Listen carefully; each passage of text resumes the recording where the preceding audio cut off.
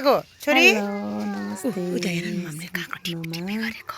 के छ तपाईहरुको हालखबर। आज चाहिँ हाम्रो आमा काँक्रो टिप्न जानुभएको। हेर्नु त कस्तो हरियो परियो, कति रमाइलो छ है हाम्रो चाहिँ घर अगाडि। अनि हाम्रो आमा चाहिँ काँक्रो टिप्न जानुभएको। अनि त्यही बेला मैले चाहिँ भिडियो खिचेको थिएँ। अनि हाम्रो चाहिँ दिनकै काँक्रो टिप्ने कार्यक्रम हुन्छ कि खानालाई बेच्नलाई चाहिँ होइन, खानाको लागि त्यही हुन्छ।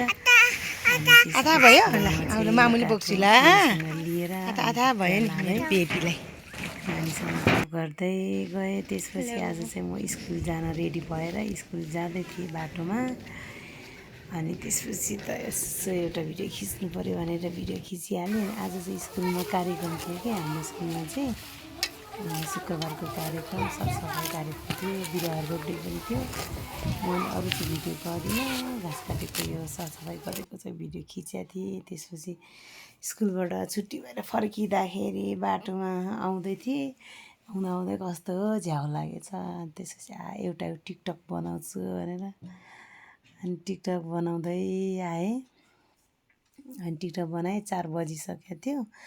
अनि 4 बजीभन्दा अगाडि त अब पोस्ट गर्ने कुरा नि हुँदैन। त्यो पनि स्कुलमा हाम्रो चाहिँ अहिले थम छ कि, अनि त्यो भएको भएर हामी 4 बजी छुट्टी भएर अनि त्यसपछि फर्किँदाखेरि टिकटक बनाएको बाटोमा कस्तो के अरे सर्प आयो भनेर पो कराइरहेको थियो यता विद्यार्थीको घरमा। हो माथि हो त्यो गर्नु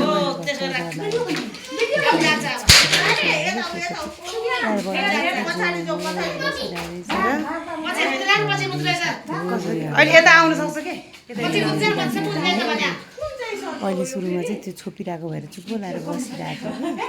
अनि त्यसपछि उसलाई खोले बसेर कस्तो त्यो धुवा लाग्यो क्या। त्यहाँको मान्छेहरूले चाहिँ के गरेछ भने धुवाहरू लगायो भने ऊ भाग्छ भनेर त्यो आगो बालेर अनि त्यसमा टोरीहरू अनि त्यसपछि टोरी हालेर धुवा लागेपछि खुट्टा निस्क्यो कि त्यहाँबाट पनि आउँदा त हामी कुदेर यतापट्टि आएर हेरेर डर पनि लागेपछि गयो अनि हामी चाहिँ ढुक ढुक ढुक ढुक ढुक भयो, कस्तो खुट्टा काम्यो कि डरले।